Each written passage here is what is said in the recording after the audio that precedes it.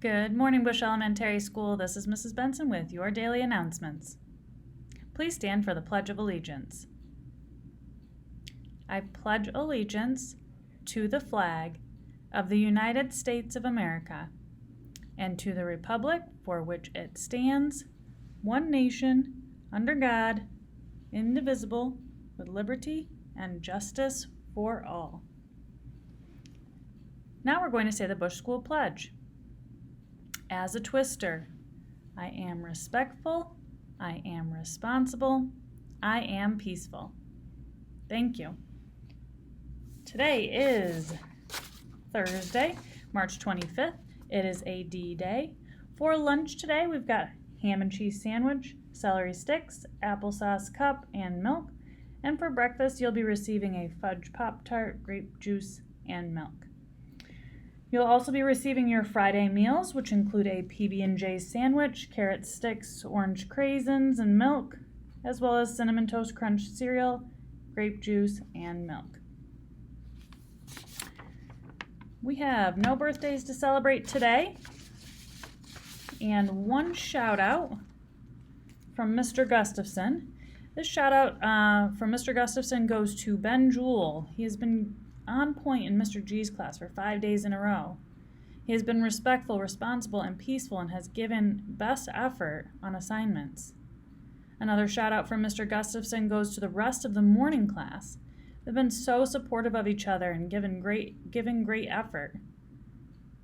They show great attitude, display toughness as they work together, work through tougher and tougher fractions. Another shout out from Mr. Gustafson goes to the afternoon class. They find new ways every day to impress him.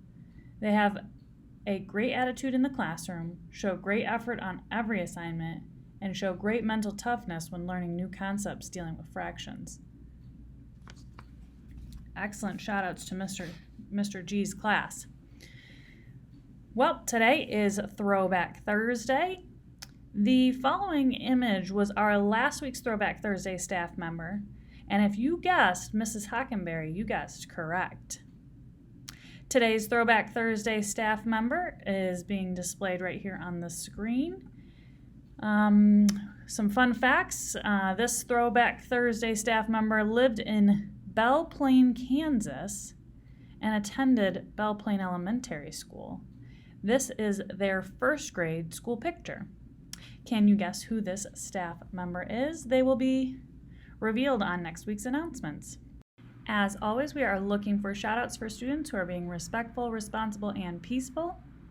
Coming up next, we have a brief video of two of our students reading for this week's story that went out to families. The two students, Sophie and Riley from Mrs. Mason's class, offered to read for students this week, and so I wanted to share that with everyone here.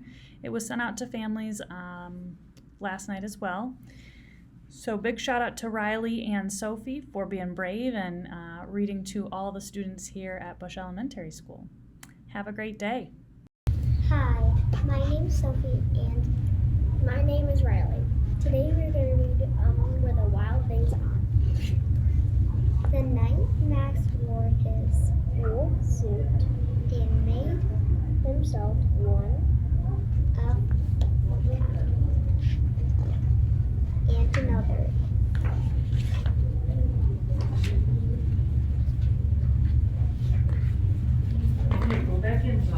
His mother called him Wild Thing, and Max said, "I'll eat you up."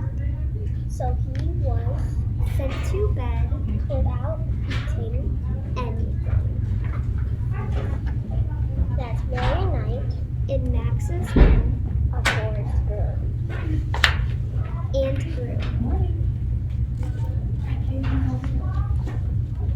and grew until his ceiling hung with vines and the walls became a world all around.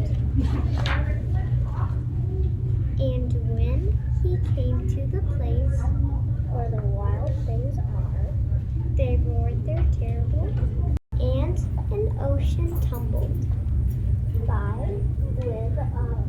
private boat for Max, and he sailed on through night and day, and in and out of weeks, and almost over a year to where the wild things are.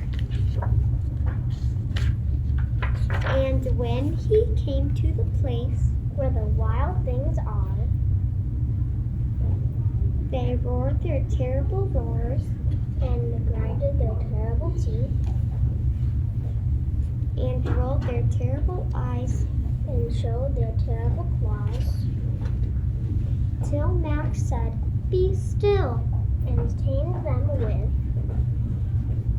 the magic trick of staring into all their yellow eyes without blinking once. And they were frightened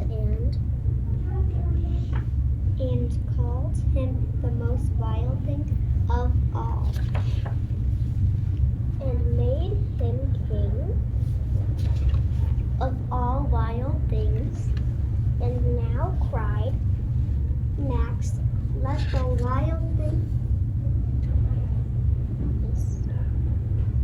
rumpus start."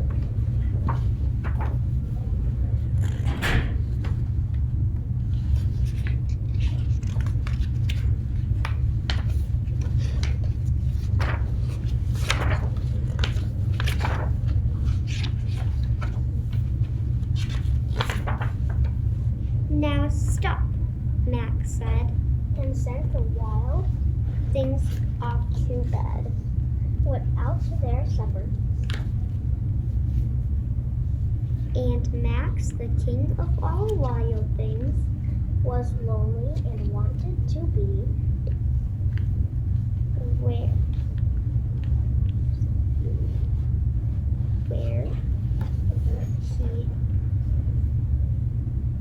someone loved him best of all.